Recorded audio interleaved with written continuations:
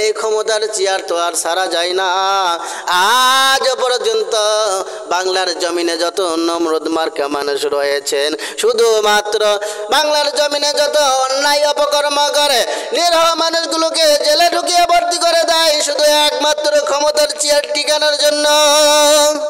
শুধু ইব্রাহিমকে দুনিয়ায় আসতে দিবেন না, এই কারণে বাদশা নমরুদ 40,000 পুত্র সন্তানকে হত্যা করেছে ফেলে দিয়েছিল। আল্লাহ রব্বুল আলামিনের নির্দেশে ইব্রাহিম পয়গম্বর দুনিয়ার জমিনে চলে এসে গেলেন।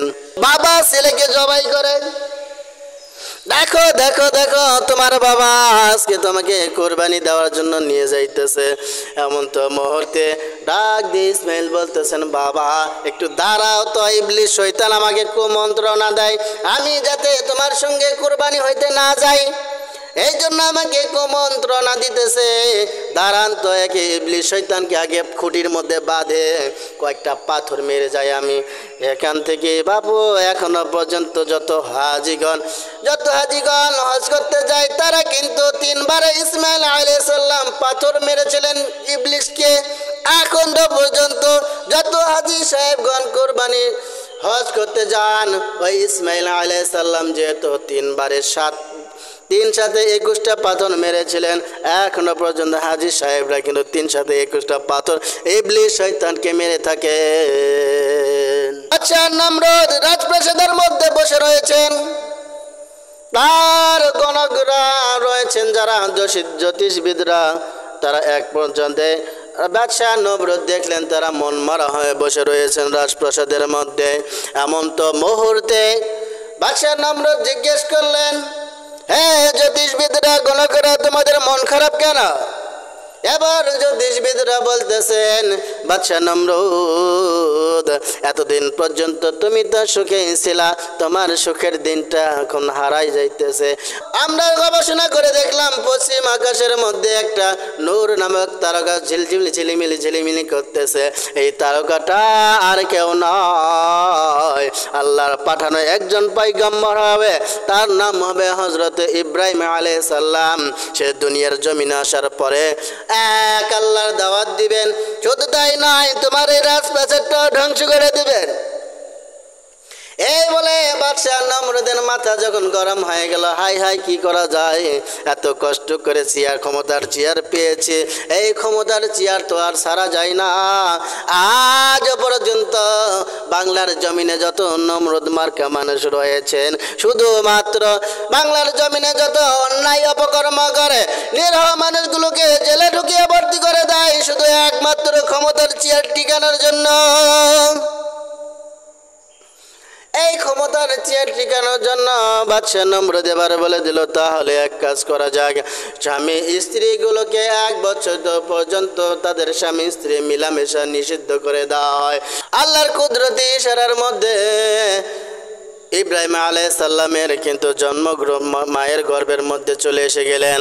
আল্লাহ রাব্বুল আলামিনের নির্দেশে যখন মায়ের গর্ভের মধ্যে ইব্রাহিম আলাইহিস সালাম, পরের দিন আবার জ্যোতিষবিদরা মন খারাপ করে বসে রয়েছে। এমন তো মুহূর্তে আবার জিজ্ঞেস করলো নমরুদ, কি বাবার আজকে আবার কেন ঢং মেরে চুপচাপ বসে রয়েছে, হয়েছেটা কি সেইটা বলো।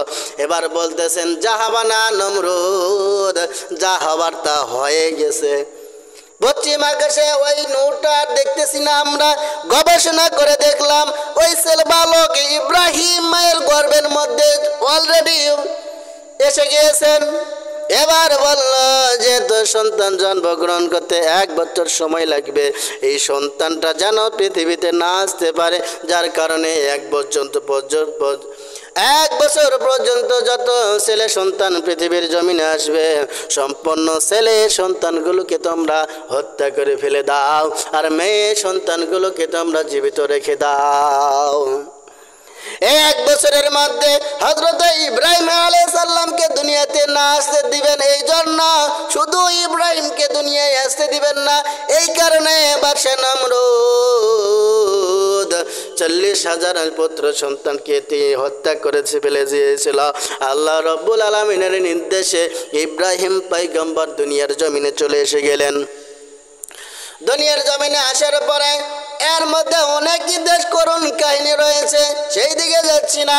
ইব্রাহিম পয়গম্বর 80 বছরের ঊর্ধ্বে চলে গেল, সন্তান দেয় না। আল্লাহর কাছ থেকে দোয়া চেয়ে দোয়া করতেই থাকতেন, কোনো মাজারে যাইতেন না। সর্বশেষে বাদশাহ ইব্রাহিম আলাইহিস সালামের কাছে কিন্তু আল্লাহ রাব্বুল আলামিন একটি পুত্র সন্তান দান করে দিলেন, ইসমাইল আলাইহিস সালাম। ইসমাইল আলাইহিস সালাম জন্মগ্রহণ করার পরে ইব্রাহিম আলাইহিস সালাম স্বপ্নে দেখতেছেন যে আল্লাহ রাব্বুল আলামিন বলতেছেন, ইব্রাহিম তোমার সবচেয়ে পছন্দের বস্তুটা তুমি আমায় আল্লাহ রাব্বুল আলামিনের রাস্তায় কবুল করে দাও। এই স্বপ্ন দেখার পরে ইব্রাহিম পয়গম্বর 100 উট আল্লাহর রাস্তায় কুরবানি দিয়ে দিলেন। না তাতে কাজ হলো না। পরের দিন আবার একই স্বপ্ন দেখলেন, এরপরে আবার 200 কুরবানি দিয়ে দিলেন উট, তারপরেও যখন কাজ হইলেন না, তৃতীয় দিন রাত্রে আবার স্বপ্নে দেখতেছেন, হে ইব্রাহিম আমি আল্লাহ রাব্বুল আলামিনের সন্তুষ্টি অর্জনের জন্য তোমার সবচেয়ে পছন্দের বস্তুটি আমি আল্লাহ রাব্বুল আলামিনের জন্য কুরবানি করে দাও। এবার সন্তানকে বলতেছেন, হে আমার সন্তান, আমি একাধারে 3 দিন যাবন রাত্রে আমি একই স্বপ্ন দেখতেছি যে আল্লাহ রাব্বুল আলামিন আমাকে বলতেছেন যে তোমার সবচেয়ে পছন্দের বস্তুটা তুমি আমার আল্লাহ রাব্বুল আলামিনের রাস্তায় কুরবানি দিয়ে দাও। বাবু, যেহেতু আল্লাহ রাব্বুল আলামিন নির্দেশ দিয়েছেন আর তুমি যেহেতু স্বপ্নে দেখেছো আমাকে কুরবানি দিতেছো আল্লাহ রাব্বুল আলামিনের সন্তুষ্টি অর্জনের জন্য, তুমি যেহেতু একদম আল্লাহর পাঠানো পয়গম্বর, সাধারণ কোন তুমি শয়তানকে তোমাকে ধোঁকা দেওয়ার জন্য অন্য কোন তুমি বিভ্রান্তমূলক কোন স্বপ্ন দেখতে পারো না। যেহেতু আল্লাহ রাব্বুল আলামিন তোমার প্রতি নির্দেশ দিয়েছেন, আমি ইসমাইল আল্লাহ রাব্বুল আলামিনের কাছে আল্লাহ রাব্বুল আলামিনের সন্তুষ্টি অর্জনের জন্য কোরবানি হতে রাজি রয়েছি, তুমি প্রস্তুত করে নাও। এবার সময় সংকীর্ণতার কারণে আবার সময়টা ঘটনাকে আলোকে এগিয়ে নিয়ে গেলাম। ইসমাইল আলাইহিস সালামকে যখন কুরবানি দেওয়ার জন্য ইব্রাহিম পয়গম্বর যখন নিয়ে যাইতেছেন, এমন তো মুহূর্তে ইবলিস শয়তান চলে গেলেন হাজরা আলাইহিস সালামের কাছে। ইসমাইল আলাইহিস সালামের মায়ের কাছে গিয়ে বলতেছেন, হাজরা তুমি কি জানো তোমার স্বামী ইসমাইলকে নিয়ে কোথায় গেল? বলতেছেন, আমার স্বামী তো আমার ছেলেকে নিয়ে ঘুরতে গেল। বলতেছেন, না না না, তোমার স্বামী তোমার সন্তানকে সন্তানকে কুরবানি দেওয়ার জন্য নিয়ে গেল। এবার হাজরা বলতেছেন, না আমার সন্তানকে ঘুরতে নেওয়ার জন্য নিয়ে গেল।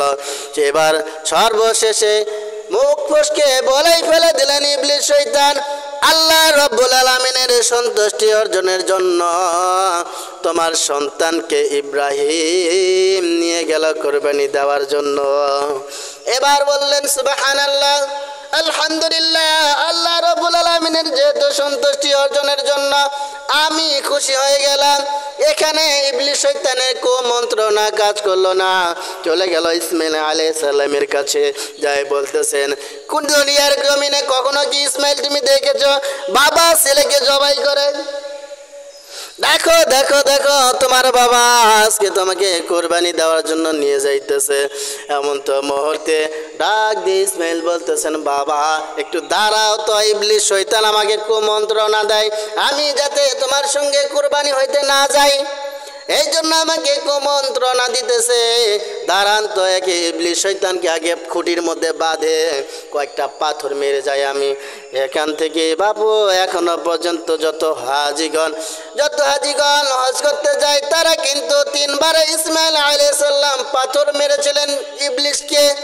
এখনো পর্যন্ত যত হাজি সাহেবগণ কুরবানি হজ করতে যান, ওই ইসমাইল আলাইহিস সালাম যেহেতু 3 বারে 3 সাথে 21টা পাথর মেরেছিলেন, এখনো পর্যন্ত হাজি সাহেবরা কিন্তু 3 সাথে 21টা পাথর ইবলিস শয়তানকে মেরে থাকেন।